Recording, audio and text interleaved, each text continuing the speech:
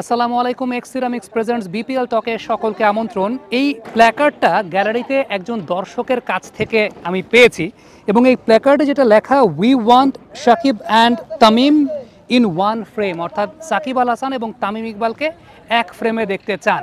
এটা সাধারণ মানুষের আবেগের জায়গা। আমরা প্রত্যেকেই সাকিব আল হাসান এবং তামিম ইকবালকে এক ফ্রেমেই দেখতে চাই, বাংলাদেশ ক্রিকেটের জন্য একসঙ্গে কাজ করতেই দেখতে চাই, যেভাবে তারা একসঙ্গে 22 গজের মঞ্চটা দাপিয়ে বেরিয়েছেন। আপনি যদি এখনও টেস্ট ম্যাচ ক্রিকেটে বাংলাদেশের পক্ষে হায়েস্ট পার্টনারশিপের অ্যাভারেজটা লক্ষ্য করে দেখেন, সাকিব আল হাসান এবং তামিম ইকবালের পার্টনারশিপকে কেউ ব্রেক করতে পারেনি। 22 গজের মঞ্চে কখনো কি আপনার কাছে মনে হয়েছে সাকিব আল হাসান এবং তামিম ইকবালের ব্যক্তিগত দ্বৈরথের কোনো প্রতিচ্ছবি ফুটে উঠেছে?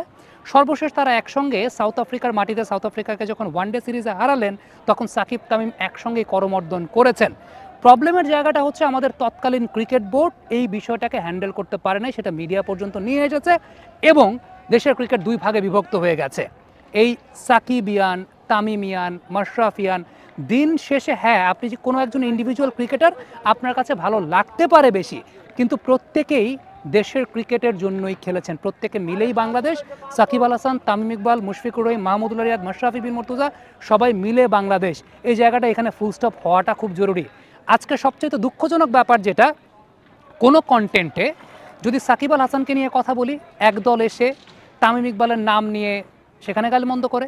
যদি তামিম ইকবালকে নিয়ে কথা বলি, আরেক দল এসে সাকিব আল হাসানের নাম নিয়ে গালমন্দ করে। কিন্তু ট্রাস্ট মি, এই দুজনের কারোর সঙ্গে যখন কথা বলেছি, কারো মধ্যে কারো কাছে কখনো একজন আরেকজনের নামে কোনো দুর্নামের জায়গাটা শুনতে পাই নাই। সুতরাং এই জায়গাটা আমার কাছে মনে হয় যে আমাদের তৎকালীন ক্রিকেট বোর্ড যেরকম নন প্রফেশনাল আচরণ করেছে, মিডিয়া পরবর্তী পর্যায়ে দেশের ক্রিকেটে দুই ভাগে ভাগ করে দিয়েছে এবং এটা কিন্তু দিন শেষে আমাদের দেশের ক্রিকেট স্ট্যান্ডার্ডটাকে নিচের দিকে নামায় এবং ইচ্ছাকৃতভাবে, উদ্দেশ্যপ্রণোদিতভাবে অনেকেই এই কাজটা করেন। দিন শেষে এটা ক্রিকেটের জন্যই ক্ষতিকারক একটা বিষয়। আজকে I would take the opportunity, Bangladesh cricket board যখন বিপিএলের ইনাগুরেশন প্রোগ্রামটা আয়োজন করেছিল, সেটার একটা 10-15-20 সেকেন্ডের ক্লিপস খুব ভাইরাল, কিন্তু তার আগের 20 সেকেন্ড, তার পরের 20 সেকেন্ড নিয়ে কোনো কথাবার্তা নেই। সেখানে কী ছিল?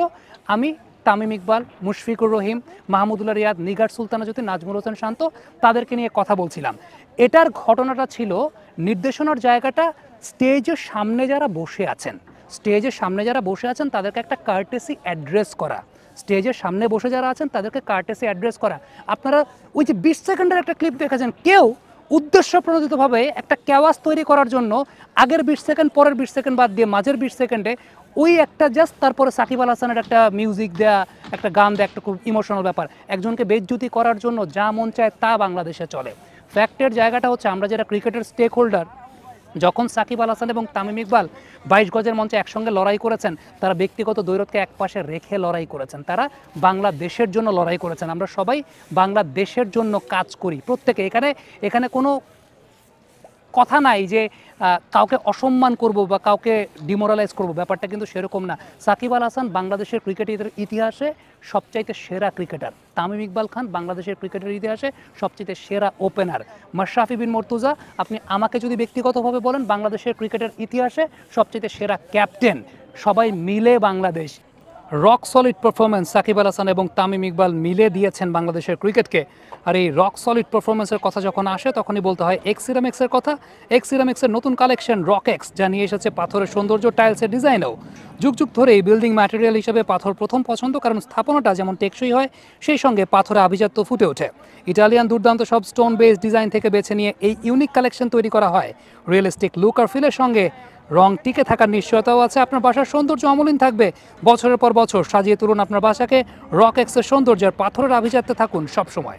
এই যে সাকিবিয়ান, তামিমিয়ান, মাশরাফিয়ান, একজন আরেকজনকে হেয় প্রতিপন্ন করা, এই জায়গাগুলো বাধা উচিত এবং একটা পক্ষ একদম উদ্দেশ্যপ্রণোদিতভাবে এই ক্যাওয়াজগুলো করার চেষ্টা করে। কিন্তু ট্রাস্ট মি, ক্রিকেটাররা যখন দেশের হয়ে খেলেন, দেশের জন্য খেলেন, আমরা যখন দেশের জন্য কমেন্ট্রি করি, আমরা সবাই দেশের কথাটাই চিন্তা করি। এখানে কোনো ব্যক্তিগত আবেগের জায়গা নেই বা কারো ব্যক্তিকেন্দ্রিক কোনো চিন্তাভাবনার কোনো জায়গা নাই। তো এই যে জায়গাটা, আবারও বলছি, সাকিব আল হাসান, তামিম ইকবাল, তারা আপনারা উল্টা তাদেরকে অপমান করেন। কেন অপমান করেন? তামিম ইকবাল আপনাকে কোনোদিন বলে নাই সাকিব আল হাসানের নামে খারাপ কথা বলেন, সাকিব আল হাসান কোনোদিন আপনাকে বলে নাই আপনি তামিম ইকবালের নামে খারাপ কথা বলেন। সমস্যার জায়গাটা আমাদের গণমাধ্যম এবং তৎকালীন ক্রিকেট বোর্ড এই পুরো বিষয়টা দেশকে দুভাগে বিভক্ত করে দিয়েছে, যেটা দেশের ক্রিকেটের জন্য একটা অনেক বড় ডিমোরালাইজিং ফ্যাক্টর। দেশের ক্রিকেটের ব্র্যান্ড ইমেজটা অনেক নিচের দিকে নেমে যায় এইসব কারণে। কমেন্ট বক্সে আপনাদের মন্তব্য মতামত জানতে চাই, লিখে পাঠাবেন।